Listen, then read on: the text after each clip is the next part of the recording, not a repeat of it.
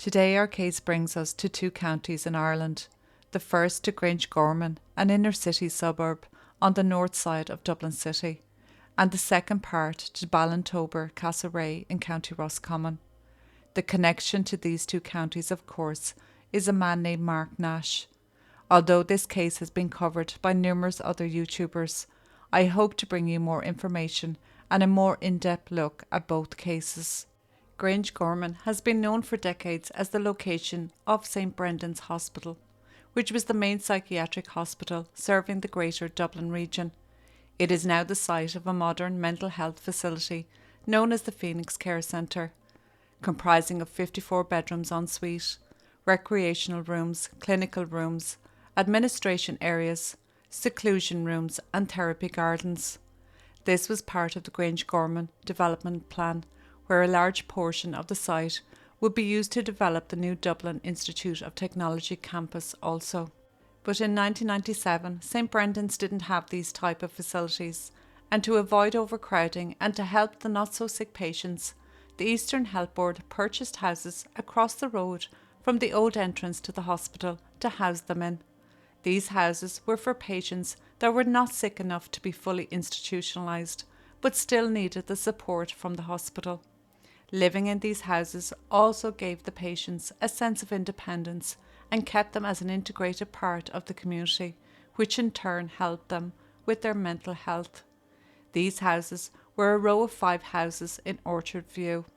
In houses number 1 and 2 were patients who could live mostly independently and did not need overnight care, whereas patients in 3 to 5 did need a nurse to stay with them, and each of these 3 houses were interconnected with each other. In March of 1997, number 1 Orchard View had 3 women living there, and they got on great. Originally there were 4 residents there, the 4th being a man, but he had to be moved as he kept having lady visitors who would stay late into the night. When the 3 women were finally living there on their own, they kept the house running like a well-oiled machine. They kept the house immaculately clean, well organised and tidy. They all had their own little jobs and worked well together. Mary Callan, 61, had been an inpatient since 1966. She had been diagnosed with paranoid schizophrenia. She was an only child, and when her parents died in the early 1960s, it was then her mental health problems began. The loss of her parents hit her hard. In 1988, she was moved to Orchard View. She worked in a shelter hostel in Finglas. She was described as high-functioning and she got on with everyone around her. Sylvia Shields was 60 years old and had first been admitted to St Brendan's Hospital in 1980. She suffered from chronic schizophrenia and borderline personality disorder, and she was also an epileptic. She moved to number 1 Orchard View in 1994. She did work for many years for the civil service, and so she had a pension from this job, which she used to live off. Sylvia had a supportive family and had a good relationship with her siblings. Anne Myrna, 46, was the 3rd lady that shared the house. She was the youngest of the 3 women. She had just moved into the house in September 1996 and had been attending mental health services as an outpatient since 1973, after her first suicide attempt. She had a borderline personality disorder. She was a self-harmer and also suffered from epilepsy. The 3 women had meals together and had a lovely routine going between them, even setting the dining table before they went to bed each night, with 3 settings for breakfast the following morning. They each had their own bedroom but shared the dining room, kitchen, living room and bathroom. A 6-foot wall enclosed the back garden of the house, which still stands today, and a low wall enclosed the front garden. Unfortunately, this row of houses no longer exist, along with the horrors of what happened in number 1. But the people of Ireland remember the women that lived there, which is the most important thing. On Thursday, the 6th of March 1997, Anne left the house to go to bingo. She said goodbye to Sylvia and Mary, asking them if they wanted her to bring them back some chips on the way home, which is fries to some of you lovely people out there. They both declined as they planned on going to bed early that night. Anne had Lady Luck with her that night and was delighted when she won £20, which is around €40 in today's money. Anne called into the chippers on the way home and bought 2 bags of chips, one for herself and one for the nurse who was on duty that night in the other houses. From what I read, this was a habit Anne had. It didn't matter which nurse was on, she would always treat them to whatever she was getting herself. Anne dropped off the bag of chips and had a quick chat with the nurse and got home around 11:30 p.m. When she got in, she went to Sylvia's room to tell her of her winnings that night.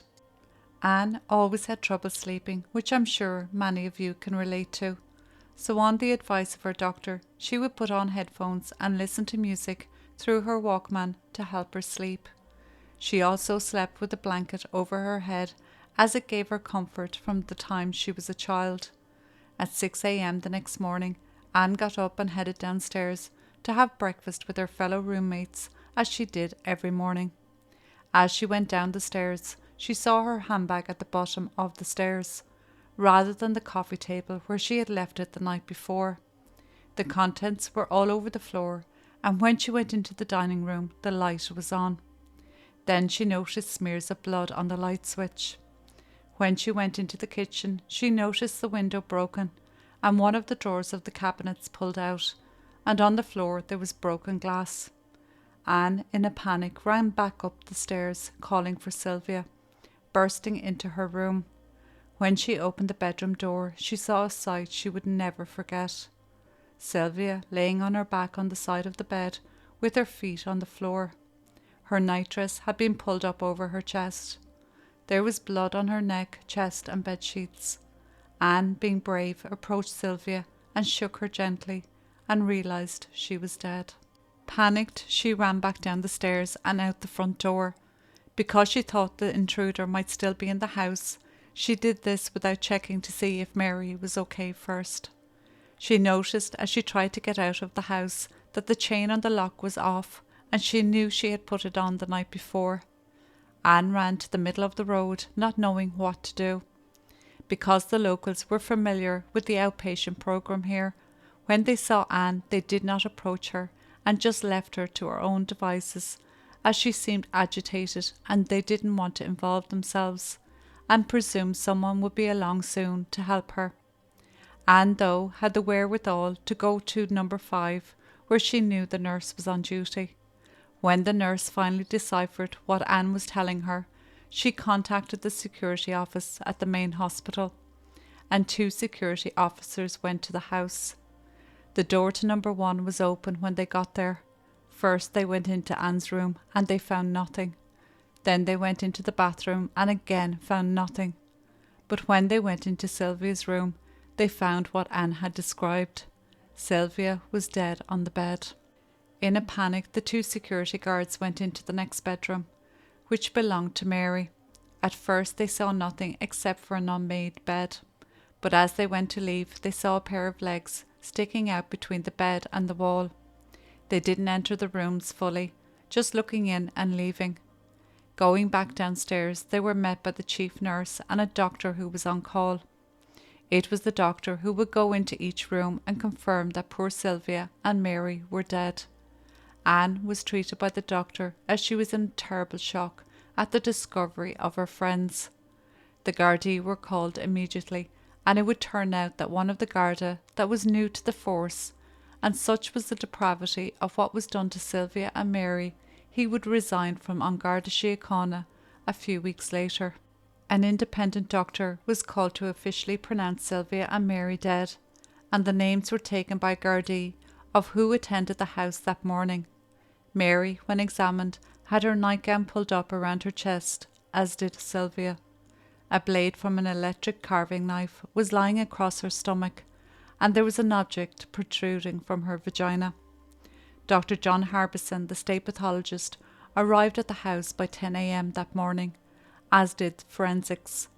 This also would be the new deputy state pathologist's first day, Mary Cassidy. She was fresh off the plane from the UK, and she would go on to be an amazing state pathologist for many years to come. A diamond in the rough as far as getting the job done. When they examined Sylvia's body at the house, rigor mortis had already set in. She had a slash across her throat and superficial cuts across her stomach. There was very little blood on the bedding and walls. Her underwear was partially torn away. Mary had suffered puncture wounds to her chest, and there was a cut on her face. There were also wounds on her stomach and chest. It was common for Dr. Harbison to be vocal when examining a scene, but in this instance he was very quiet. He would later say, in all his years as a state pathologist, quote, he had never seen a crime scene like it. That evening Sylvia and Mary were removed from the house as onlookers gathered to watch the hearse drive away with their bodies. The post-mortems began on the 8th of March. Mary was the first to be examined. She had 12 wounds to the chest and a fracture to her ribs, which was caused by probable stamping as there was a boot print on her skin. Along with the slash wounds to her neck, there was tentative wounds also. The object in her vagina was surgically removed, and it was shown as a carving fork from the kitchen. Dr. Harbison concluded that this was the weapon used to inflict the injuries to her chest. It was also discovered that her clitoris had been removed in the attack. It was determined that Mary had died from blood pouring into her lungs from the stab wounds she suffered from her chest. Sylvia had been stabbed twice in the heart and had further stab wounds to her head, and her throat had been cut. She also suffered damage to her genitals, and it was thought this occurred after death. Her cause of death was thought to be much the same as Mary's. It was determined that both Mary and Sylvia died at around the same time. Blood patterns showed that both women were in their beds when they were attacked and killed. The two-pronged carving fork, carving knife, and the blade from the electric carving knife used in the attacks had all come from the house. Most of the injuries inflicted on Mary and Sylvia was after death, which is some consolation, if that's possible. It was unknown how long the perpetrator spent in the house, but it is known that after he killed them, he did enter Anne's room and stood by her bed for a time, but he chose not to kill her for some reason. Dr. Harbison thought that the killings were sexually motivated, but felt he was not qualified enough to make this a sure diagnosis. The scene at the house was preserved for 11 days after the murders, so the Gardaí and forensics could carry out their investigations. Access to the house was denied for several months, and no entering the house was authorised without Gardaí saying so. Surveillance was also set up with the help of a neighbour, as it was thought the killer might return to the scene of the crime to relive his crimes. The Gardaí inspected the broken window in the kitchen. Some glass was found on the floor, but a lot of it was found outside in the yard, which indicated that the window was broken from the inside. The window was painstakingly put back together, numbering and labelling where each piece came from. What they discovered was that the window was indeed broken from the outside, but the broken pieces remaining were removed by hand and thrown on the ground outside. This took away the niggling doubt that the scene was staged. The Gardaí that were investigating the murders were divided. The senior investigating team kept certain information from the general investigating team, which hampered the murders being solved. There were finger marks left on the window frame by someone wearing gloves, along with bloodstains, but there was not enough to extract DNA in 1997. A footprint in blood was also found in the spare bedroom. The room was spotless except for this footprint. It was photographed and the flooring was cut out and put into evidence. When the footprint was examined back at the lab, it was determined to be a boot print, a Caterpillar brand. The crime scene was very clean, and so anything out of place stood out, like bloodstains on the inside of the door of Anne's room and the edge of her mattress. This meant the perpetrator had been in Anne's room and stood by her bed while she was sleeping, but chose for some reason not to kill her, as I said before. The Gardaí made house-to-house inquiries, asking people if they had seen or heard anything the night of the attacks. 3 homeless men were seen in the area, but they were quickly ruled out, as they were seen a few nights later climbing into a truck, and it was where they slept every night, including the night of the murders. 265 people were investigated, blood and hair samples were taken, and alibis were checked out. The TV show Crime Call was also used to ask the public for help. Two men who had been in prison at the time of the murders were interviewed. While one was forthcoming, the other not so much. The one that wasn't so forthcoming had been released from prison on the day of the murders, but was arrested at the gates of the prison on release for a different crime and remanded back into custody. He was released again on the 7th of March, the day after the murders, and went to see his girlfriend, who was a sex worker in the city. As he was waiting for her, he met with three men outside a homeless hostel. One of these men was a heroin addict, and his name was Dean Dino Lyons. They all spoke about the murders. Dino, out of them all, seemed to get the most upset. This is all the man had to tell the Gardaí, but it was enough for the Gardaí to go speak with this Dino guy. Dean Dino Lyons was born in November 1973 and was the middle child of 7 children.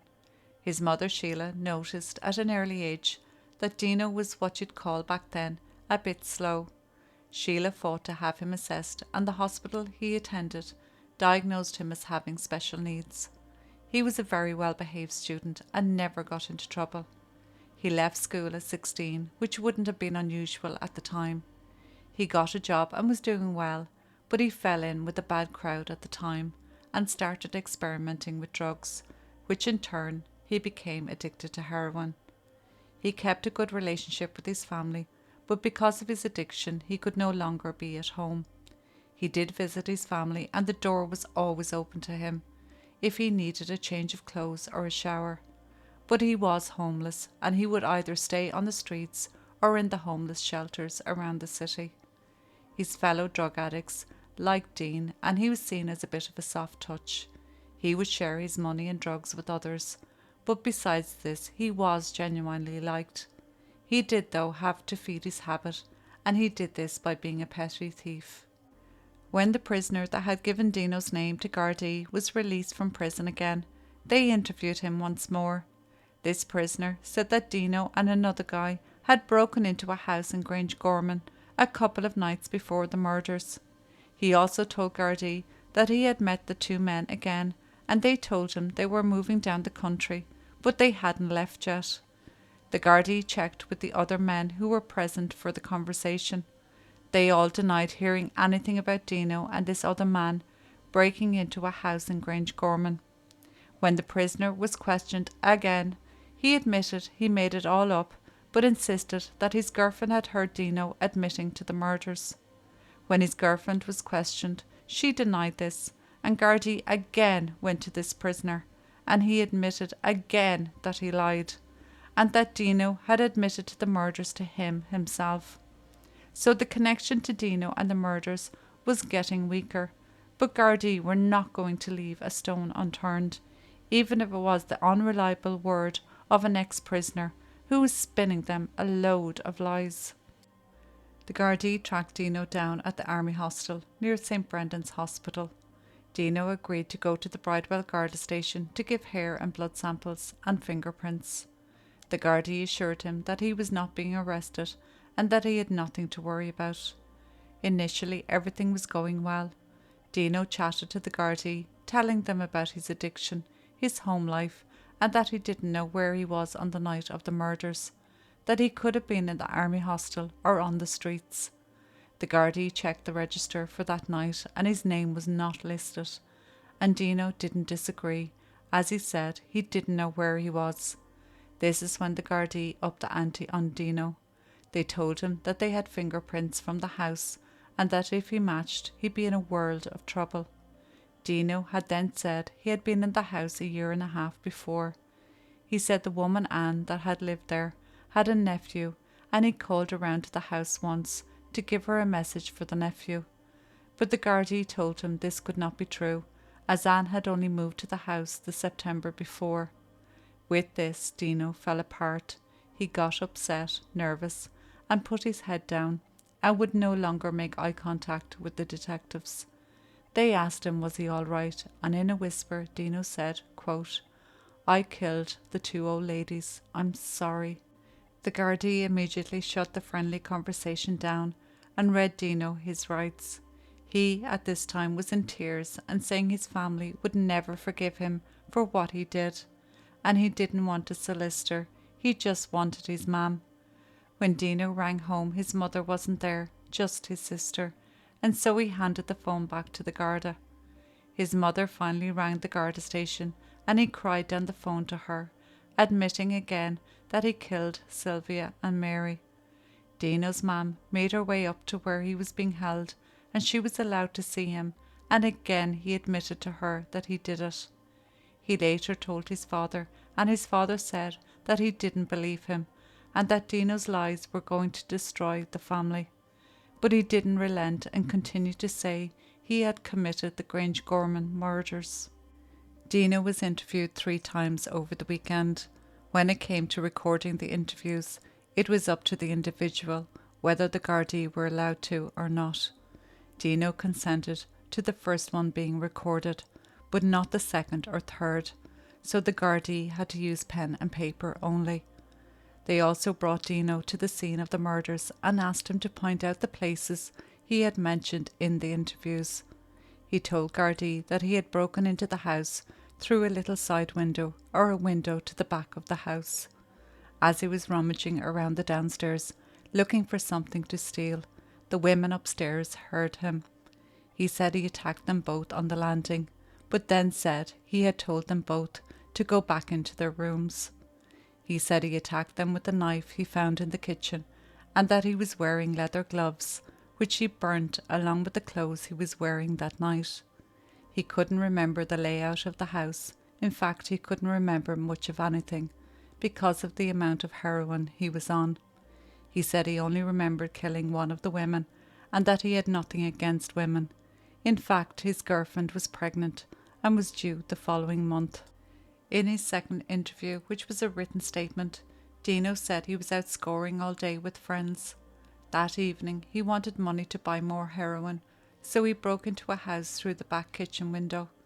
He said he had to remove glass from the window to get through it into the house. He said he went upstairs to look for money, and it was then he stabbed the 2 women and left. For the third interview, Dino went into even more detail, and again it was not audio recorded. He told Gardaí that he had taken 3 knives from the kitchen and a roasting fork. He described slitting the first woman's throat when she awoke to him being in her room, pulling up her nightdress to cut her chest. He told them what he had done with the roasting fork, that he had lodged it inside the woman. Dino said he attacked the other woman when she too saw him in her room and started screaming. He said he felt pleasure when he stabbed her and had become aroused and climaxed because of it. He then went downstairs and looked around the dining room and left, regretting what he had done. The Gardaí tracked down Dino's girlfriend, and she told Gardaí that she was not his girlfriend and she most certainly was not pregnant. She also told him that Dino was only tolerated by her and her friends as he was willing to share his drugs. They saw him as a bit odd. No burnt clothes were found on or near the army hostel's grounds, where Dino said he left them. The next morning, 2 Gardaí that thought Dino was lying put it to him that he had made the whole story up. Dino, being called a liar, seemed to be a trigger for him, as when the Gardaí spoke to him about lying, he blew a fuse and insisted on making another statement, describing again in more detail on how he killed Sylvia and Mary. When this was done, Dino refused to say any more and sat in defiance with his arms crossed over his chest. On the 27th of July, Dino was formally arrested for the murders of Sylvia and Mary. He was brought to a special sitting at the Criminal District Court in Dublin to be formally charged and remanded in custody. Hundreds of people, along with reporters, had gathered at the court to see the person who had taken these 2 women's lives. Dino was not what they were expecting. There stood in front of them was a skinny, pale-faced man who looked nothing like the brute everyone had pictured in their heads. Dino was granted free legal aid and remanded in Arbour Hill, rather than Mountjoy, as they feared for his safety. Arbour Hill at the time had murderers and rapists there, and they felt he was safer there, ironically. Dino told his story to many that he was incarcerated with, and told them that he did not act alone, and he did not stab the women, but the other person did. He also told this to his father, who believed him. His father knew he was a thief and was an addict, but he was not a murderer. Dino's father told the Gardaí this new information. When the Gardaí investigated these new claims, they could not find any evidence to support it. What they did find out, though, was Dino had been arrested 6 hours after Sylvia and Mary were discovered. He and 2 others had stolen CDs from HMV on Grafton Street and sold the discs to passers-by. They then got a taxi to Dolphin's Barn to get heroin and then on to Rialto, an inner-city suburb on the city's south side. There they were spotted by a bangarda, which is Irish for a female guard, which we are not allowed to call them anymore, as it is now deemed as sexist, and it was abolished in 1990, but still widely used in the 90s, and this is why I'm using the term. They were arrested to appear in court that evening for public order offences, and then released on bail. The Gardaí and anyone else who dealt with Dino that day were interviewed, and they said he had no scratches or marks on him, and they did not see any bloodstains on his clothes. Dino had not mentioned any of this to Gardaí in any of his interviews. While the Gardaí were putting a book of evidence together for the DPP for trial, Dino's solicitor was building a defence for his client. He contacted the director of the Central Mental Hospital in Dundrum to examine Dino. Dino again made his admissions to the doctor. In his report, the doctor said he did not believe Dino when he said he killed the 2 women. A professor of forensic psychology from King's College in London was brought over also to speak to Dino. This professor was the founder of the suggestibility scale and compliance scale, which is still used today. These scales determine how suggestive a person can be when they are in a certain environment, especially a police station. He placed Dino in the top 5 when it came to suggestibility. He was not only easily led, but he was in the first stages of heroin withdrawal in his first interview at the Garda station. Dino did not get his first dose of methadone until after he confessed. It had been 24 hours since his last fix and 3 hours after he saw the doctor before he got his methadone. The DPP also had their own psychologist, and he listened to the interviews, read statements and interviewed Dino's family. He eventually spoke to Dino also and agreed with the defence's psychologist's reports. He said Dino was highly suggestible with a low IQ and had a personality trait of eager to please. Therefore, he was totally unreliable as a witness. Also, the lower and mid-level Gardaí brought concerns to the senior level Gardaí that the evidence was not there to support the fact that Dino did the murders, but their concerns were ignored. At this stage of the story, I will move to Roscommon in order to bring these 2 cases together. In 1996, a young couple would apply to the County Council to be part of the reurbanisation scheme which was set up by the government. It was to give people the chance to leave Dublin and move to the countryside and build a life there. It freed up housing where it was badly needed, and it repopulated small communities in more rural areas which needed a boost. This was a perfect opportunity for Carl, 29, and his wife Catherine, 27, and their 4 small children aged from 13 months to 7 years. They moved to a small farm in Carn in Ballintubber in County Roscommon. Carl began working in a meat factory nearby, and the family were soon settled in.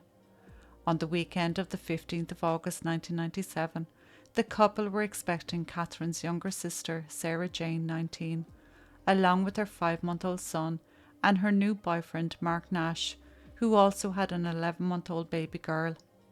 Sarah Jane and Mark had met at a nightclub in Dublin in April of that year and began dating straight away, even moving in together. They both had children around the same age from previous relationships, and they both had just broken up with their partners, so they bonded over their babies and single parenthood. But not all was well in this household. Mark had a temper, and he and Sarah Jane would be constantly fighting. It was so bad that the neighbours complained to the landlord. Mark definitely had a problem with aggression, and he had a history of being physical with his ex. He was not only verbally abusive to Sarah Jane, but also to her family. Mark Nash was born in Mayo in 1973. I see many say he was born in Huddersfield in the UK. A year after he was born, his mother did move to Huddersfield, and I think this is where there's the mix-up. His mother was a sex worker and his father was Jamaican, who moved to Australia and never knew of his existence. Mark attended the local primary school and went to All Saints Catholic School until he was 16. He left home at 18 when his mother kicked him out of the house for threatening to kill her. He never had a job and moved into a succession of flats and bedsits. He was exposed to soft drugs from a young age, and he mixed with local petty criminals and drug dealers. In 1990, when he was 17, he received a light sentence for attacking a 15-year-old girl in Huddersfield. She had rebuffed his advances in the street, and he kicked and punched her to the ground, and was in the process of pulling off her underwear when passers-by intervened. In 1996, his then girlfriend and their baby moved to Ireland, where they broke up, and it was not long after this he met Sarah Jane. On the weekend in question, Mark, Sarah Jane and the two babies got the train from Euston Station in Dublin to Castlereagh. Carl picked them up and they all drove back to the house, stopping on the way to buy drink. When they arrived at the house, all the children were put to bed and a mini party began. At around 1 a.m, Mark said he was feeling sick and spent the next 15 minutes in the bathroom vomiting. Carl was asleep on the couch and the two sisters went upstairs to sort out beds for the babies. As the two women were in one of the bedrooms, the door flew open, and standing in the doorway was Mark, with a steel bar from the Aga cooker in his hand. This bar was a type of handle used to open the top of the cooker to put in firewood. Sarah Jane would say later that Mark stood there with a menacing look on his face. Fear took hold of them both as Mark approached them, first hitting Sarah Jane on the back of the head. In an attempt to save her sister, Catherine stood between them, and it was then Nash turned his rage on Catherine, hitting her over and over on the head. As this was all happening, Catherine's 7-year-old son, who was in the room, woke and looked on in horror as his mother and auntie were being attacked. At one stage, when Nash was busy beating Catherine, Sarah Jane made a run for it downstairs to get help from Carl. When she shook him to wake him, he did not stir, not realising at first that Carl was already dead on the couch, after being stabbed numerous times. She then heard footsteps on the stairs, along with her name being called by Nash in a sing-song voice. She must have been terrified. She ran out the back door and hid in the long grass, not far from the house, as she didn't want to leave the children. She remained quiet as Nash screamed her name. Nash went back inside, rummaging through the house. Sarah Jane feared for the children and so decided to go back into the house. As she approached the house, Nash flew open the door, and so Sarah Jane ran back into the long grass as Nash once again screamed her name. Sarah Jane crawled towards a neighbour's house where there was a light on. Bleeding, she jumped up and ran when she got near enough to it. The neighbours woke to Sarah Jane banging on the front door. When the man of the house opened the front door, he found Sarah Jane bleeding and crying for him to get help for the children. The man rang for the Gardaí straight away, and while waiting for them, the neighbour made his way to the house to help the children. As he approached the house, he could hear children crying from inside, and when he went inside the back door, he found the bodies of Catherine and Carl. When the Gardaí arrived, all the children were taken to hospital, along with Sarah Jane. Dr. Harbison, the state pathologist, was called. A manhunt for Nash was immediately put in place. It was thought he would be easily spotted among the Irish, as he was of Caribbean descent in a very white farming area in the west, and it was also 1997. But it was harder than they thought. There were many sightings of him, but the Gardaí were always playing catch up. They wanted to get to him before he reached a bigger city like Galway, as he would blend in easily with the foreign students and tourists. But they did get a break in the case when a man with a mobile phone, which was rare in 1997, followed Nash around. A Garda car was dispatched to the area. When the Gardaí approached Nash, he pulled out the bar, the weapon he had used at the house, telling them to stay away or he'd kill them.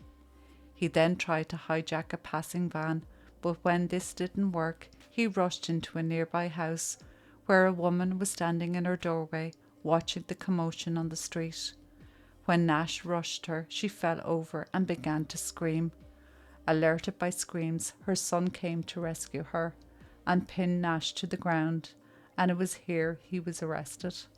When Nash was brought into the station, he was cautioned, and it was then he admitted to killing Carl and Catherine. He not only admitted to these murders, but he also told Gardaí that he killed 2 women in Dublin 5 months before. He told them that he broke in through the kitchen window and that he wasn't of his right mind when he did it. But the Gardaí in Roscommon were not in a position to ask about these murders, and so steered him away from those murders and onto the murders he just committed. He would have to be interviewed separately about the Dublin murders at a later date. On the 17th of August, a special sitting of the District Court was held. Nash was charged with the murder of Carl and Catherine Doyle and remanded in custody.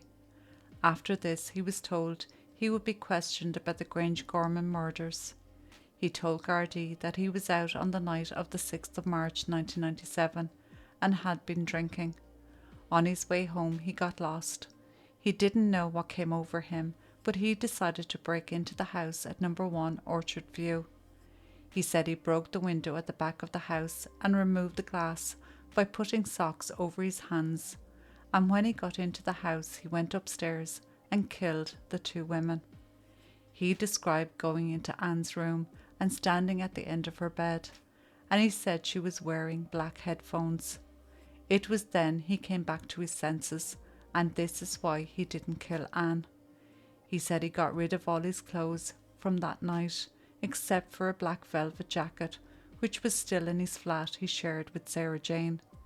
He drew a sketch of the route he took to get to the house in Grangegorman. When word got back to the senior officers in Dublin that the Gardaí had someone in custody that admitted to Sylvia and Mary's murders, they were not well pleased. It didn't look good that they already had someone sitting in prison for their murders, and now they had another confession.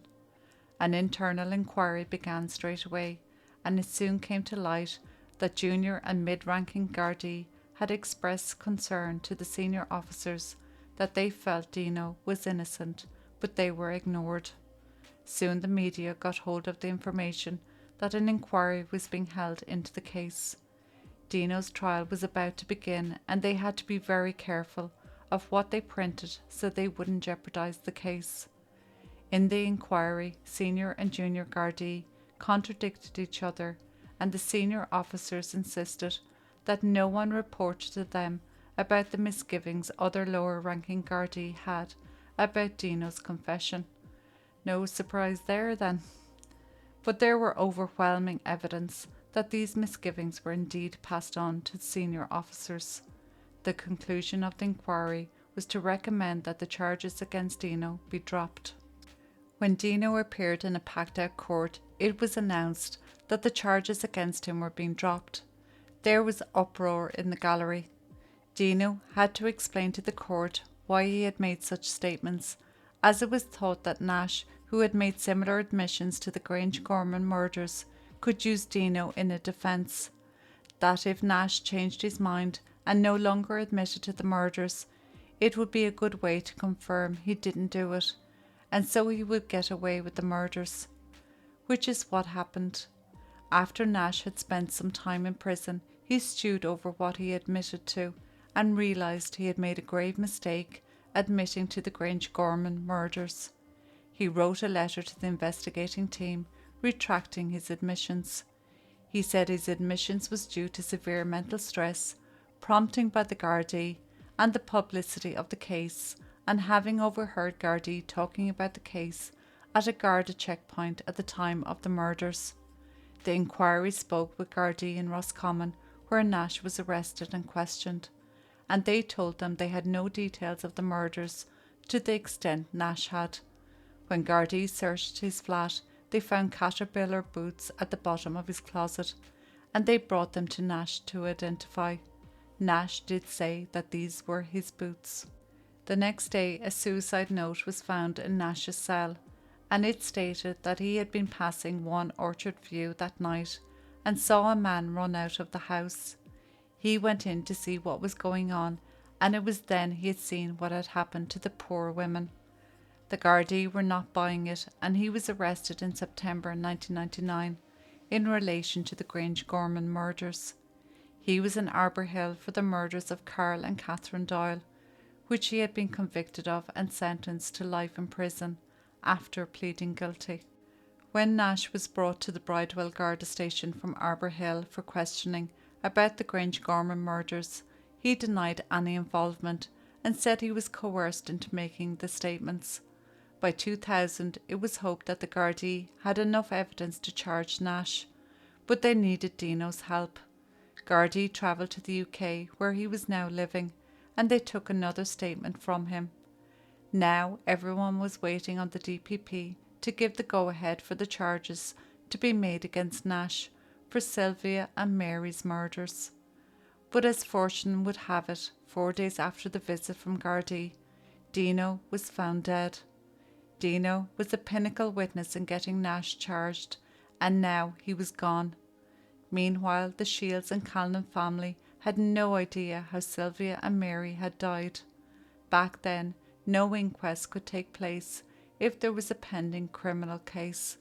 The families and people of Ireland felt that there was some kind of cover-up over the murders, as no information was being given. In 2002, though, the Dublin City Coroner decided that an inquest should be held. Nash was ordered to attend, but his defence team said no, as it would prejudice his case if he were to be charged and go to trial in the future. Frequent short breaks were taken while the harrowing details of Sylvia and Mary's deaths were read out. It was very distressing for everyone. I won't be going into details, as what I've said already should be enough to explain the type of ordeal they had gone through. By 2006, Nash was still sitting in his cell and still not charged with Sylvia and Mary's murders. The DPP still felt that there was not enough solid evidence to charge him with the murders, along with him retracting his admission and the fact Dino was dead. Nash petitioned to be transferred to England to serve out his sentence, but the Gardaí were not having it. They felt if he was allowed to leave Ireland, there would be little chance that he would be charged with the Grangegorman murders. His transfer was denied. They hoped that advancements in DNA and other evidence might come to light. By 2009, more tests were done on Nash's caterpillar boots and his black velvet jacket. At the time, blood was found on one of the buttons, but the sample was too small to extract DNA. But now, with the advancements in technology, the blood on the button was matched to Sylvia. And when they picked off the button, another bloodstain was found, and this matched to Mary. On the 9th of October 2009, Nash was brought before the courts and charged with the murders. Nash made no response to the charges, and he was remanded back into custody. Free legal aid was once again granted. Nash's legal team issued High Court proceedings against the DPP to stop the trial going ahead. It would be 2012 before these proceedings would be heard by the High Court. They said their client would suffer prejudice through the media, that witnesses were dead and there was a failure to preserve evidence properly. These grounds were rejected by the High Court, and immediately the defence applied to the Supreme Court, which gave its judgment in 2015. They agreed with the High Court and rejected the application. On the 15th of January 2015, Nash's trial began for Sylvia and Mary's murders. 7 men and 5 women took to the jury to hear the evidence.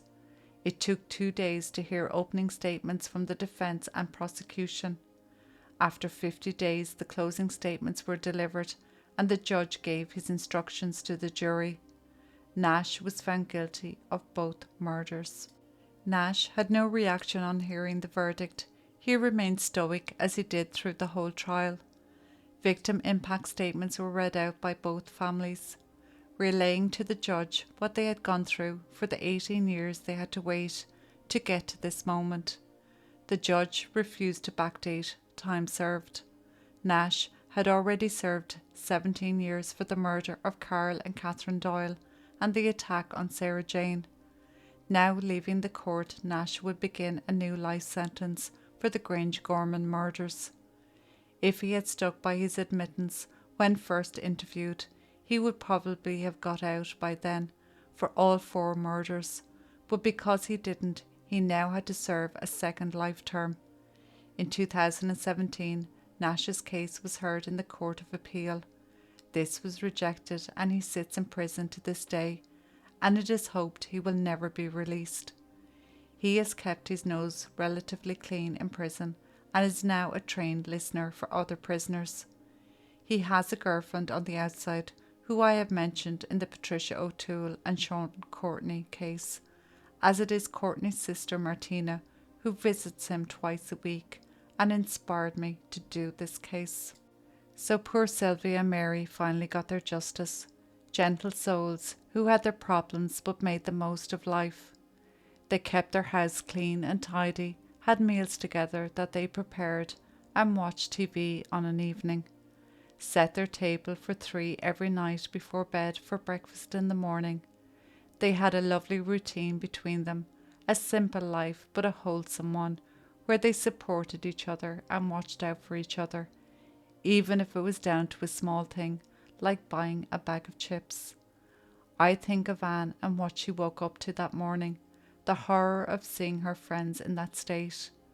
I'm unsure where Anne is now or how she was after her ordeal, but they did seem to have a good support system in place, so I hope she continued to get the help she needed. Rest in peace, Sylvia and Mary. Dino also got an apology from the Minister for Justice and on Garda Síochána 9 months after the charges were dropped. I would also hope that Dino is resting in peace, and I'm sure his family miss him to this day. If you enjoyed today's case, I would be grateful as always if you would subscribe and throw a little like in there as well. As always, thanks a million for watching.